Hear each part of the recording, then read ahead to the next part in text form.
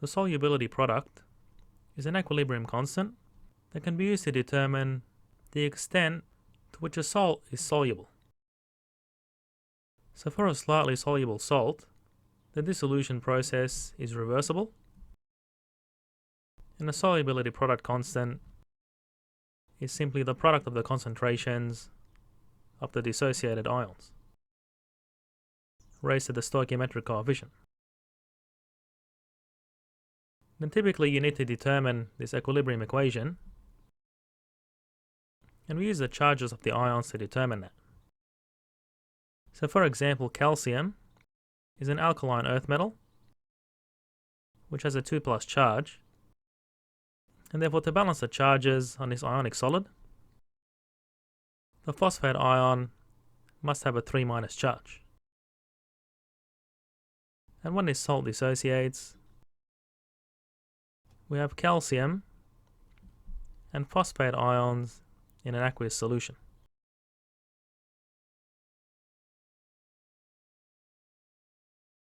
And we need to ensure that this equation is balanced on both sides.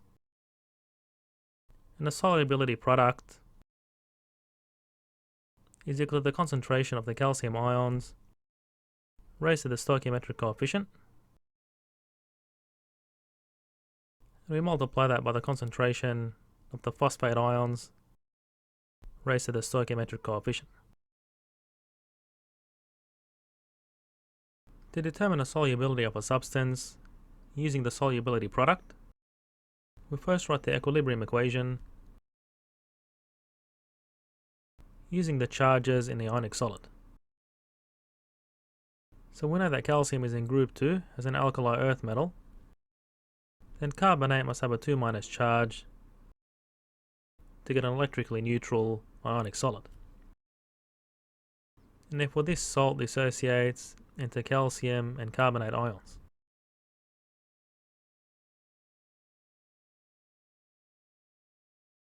And now we can write the solubility product, which is a product of the molar concentrations of the dissociated ions raised to their stoichiometric coefficients. And note that this equation is balanced. And we're given a solubility product. And for every calcium ion in solution, which is unknown at equilibrium, we have 1 carbonate ion in solution. So this is the same as x squared. And if we solve this equation by taking the square root, we obtain the following value for x. So that represents the molar concentration of calcium and also the molar concentration of carbonate, which have a 1-to-1 ratio in the solution. And for every mole of calcium, we also have 1 mole of calcium carbonate. So this here is the molar solubility of the solid.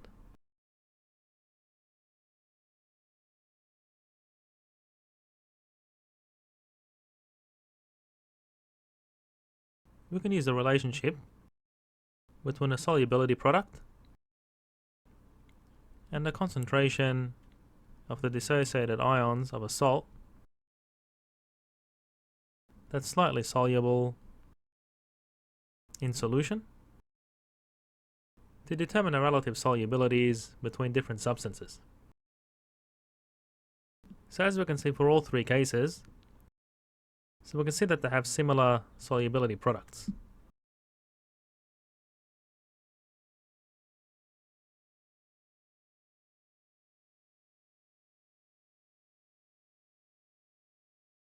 And when we solve for the unknown concentrations of equilibrium, we're basically going to substitute an unknown x and then take the square root of both sides. So therefore, the solubility products that are given here can be used to determine the relative solubility between these substances. So lead-2-chromate is the least soluble because it has the smallest solubility product, which would result in the smallest molar solubility of the solid.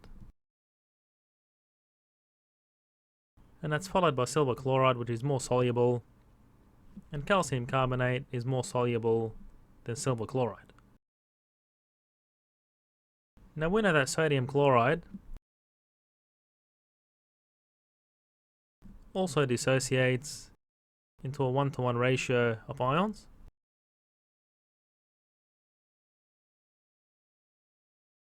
But it has a molar solubility greater than 1, so it dissociates fully, whereas these above salts are slightly soluble, where the solubility product is less than 1. We can relate the solubility rules quantitatively to the solubility product. So as we can see, according to rule 1, salts with ions from the alkali metals are soluble in water, and that's indicated by this compound here, where we have a sodium ion. And the solubility is typically given in grams per litre, which we can convert to the solubility product to get a comparison with insoluble salts. So we can see that from the second rule, salts with the following polyatomic ions are also soluble.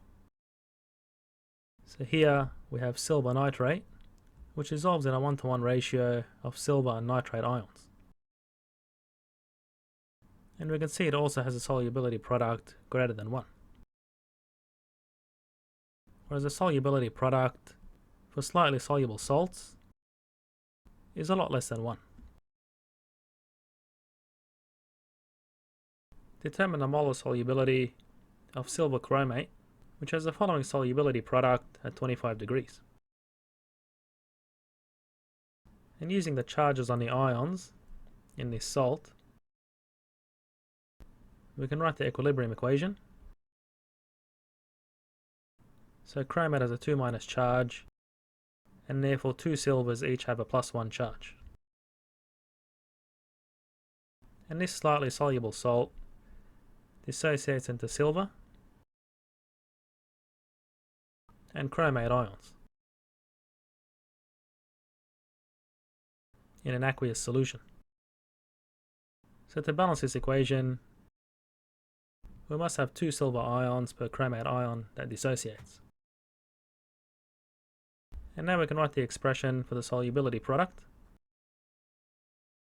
using the molar concentrations and the stoichiometric coefficients for each ion. And at equilibrium, we know the solubility product, but we don't know the concentrations of the silver and chromate ions.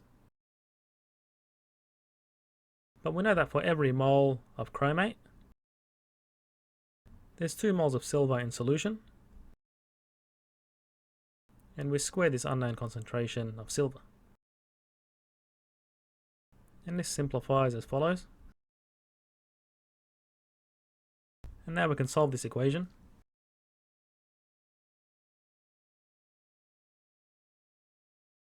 So this here represents a concentration of chromate in solution, and for every mole of chromate we have 1 mole of silver chromate. So this here is also the molar solubility of our salt. The solubility product of silver chloride is given at 25 degrees Celsius, and if 15 ml of 0.001 molar of silver nitrate is added to 85 ml of a smaller molar concentration of potassium chloride, will the silver chloride precipitate? Well, if we write the dissolution precipitation reaction of silver chloride, we have the following equilibrium reaction.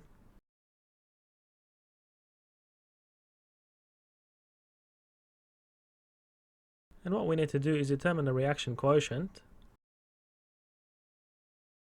using the concentration of the dissociated ions when these 2 solutions are mixed together,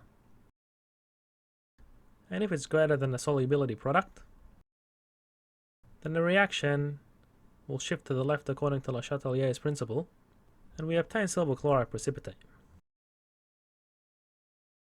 So to obtain a concentration of silver ions, when these solutions are mixed, we need to first determine a number of moles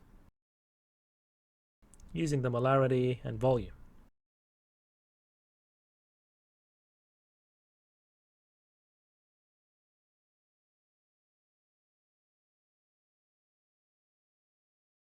And then the molar concentration of the silver ions is equal to the number of moles on the volume of the solution when these two solutions are mixed. So that'll be 100 milliliters.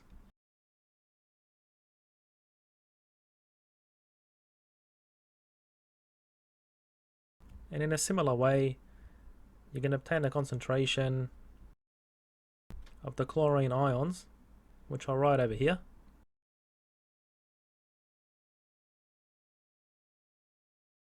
And if you substitute these values with the concentrations and the reaction quotient, you'd obtain the following result.